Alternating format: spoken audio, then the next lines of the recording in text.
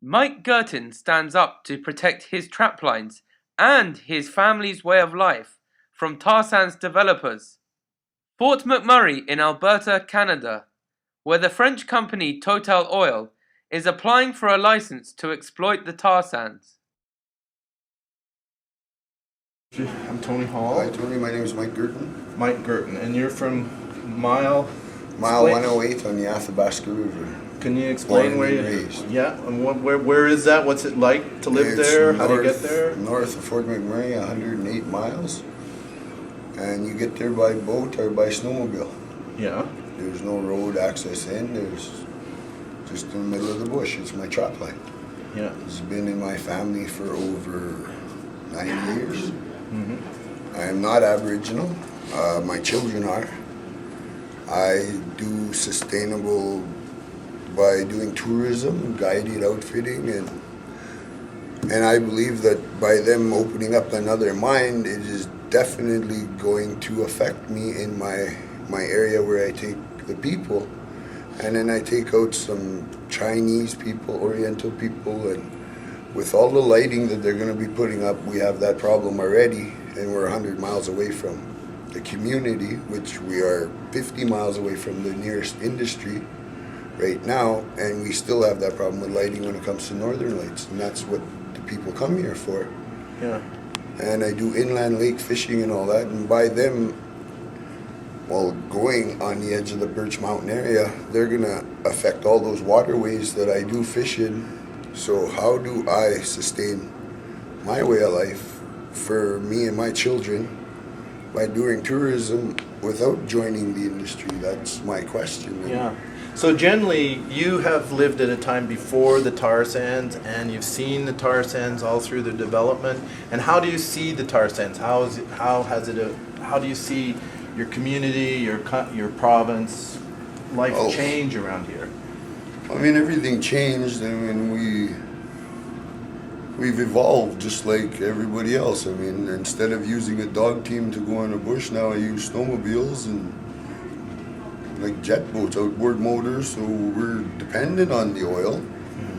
But I believe that we have enough oil industry out there right now that are active, and they speak about reclaimed land.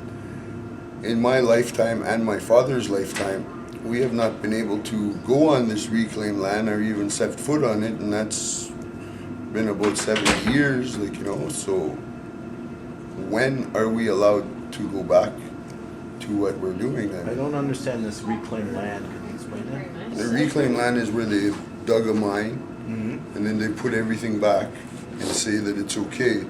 But then in return, they have a fence around it so that we aren't able to access it. And then if we do access it, we're either called activists or terrorists, or we're just not supposed to be there. So that we've got to the point where some areas have been mined out for the oil. yeah, like a prime location is the first oil sands plant that was up here. This is what started all of the oil sands industry. It's called the bitumen plant, and it is on the Athabaska River, and it was built and shut down before I was born, or even thought of for that matter. Until this day, I still can't take people out there to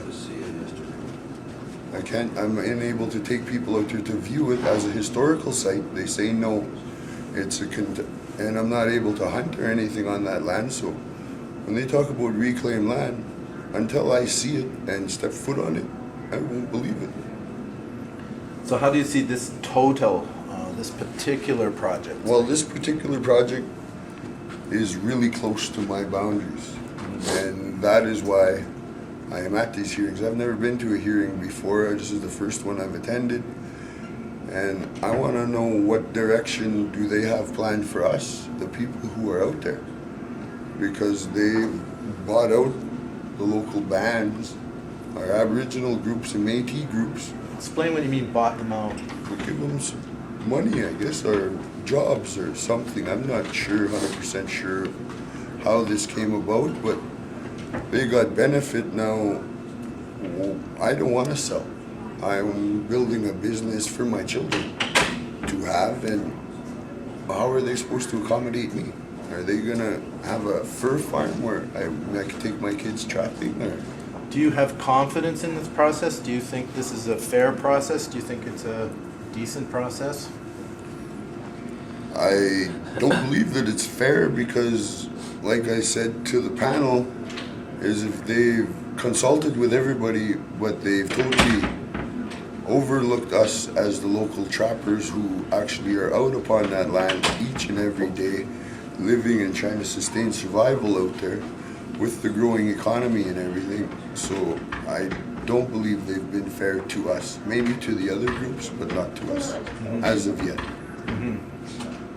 And I don't know what being fair really contains. If they're going to destroy the land, well, they're going to destroy my way of life.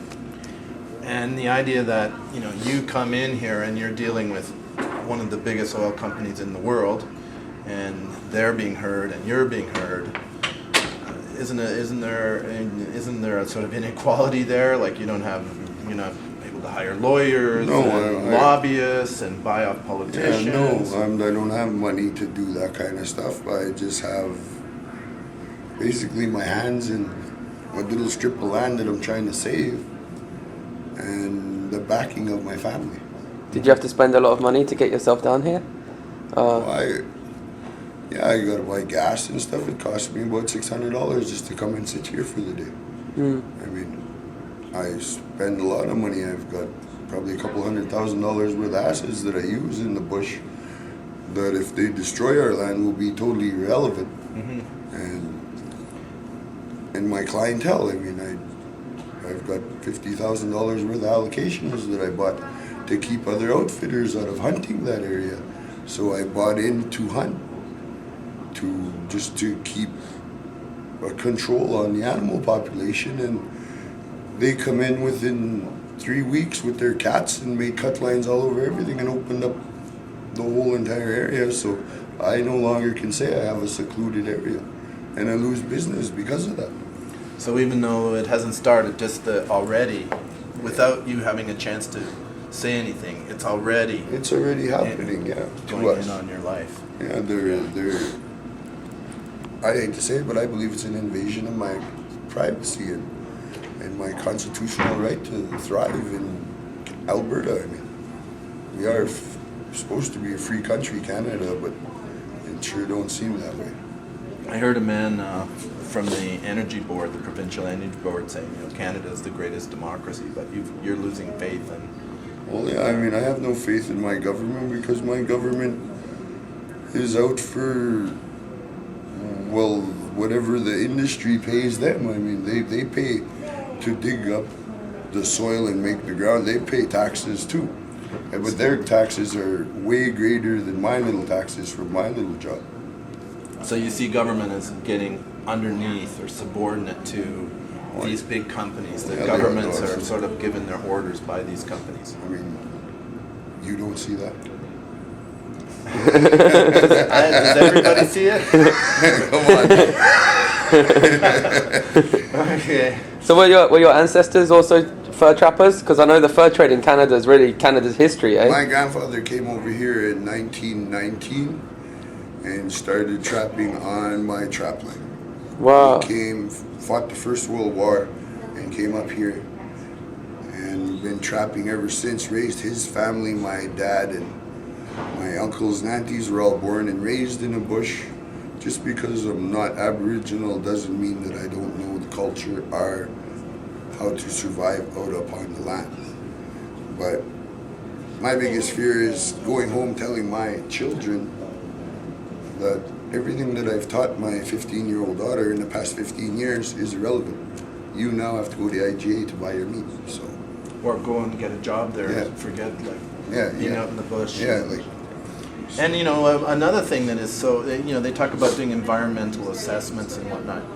People, you and people who are out on the bush, you would be the experts on how the animals are affected, how the... UTS, I mean, they're the ones that Total bought UTS out. All UTS their leases. means?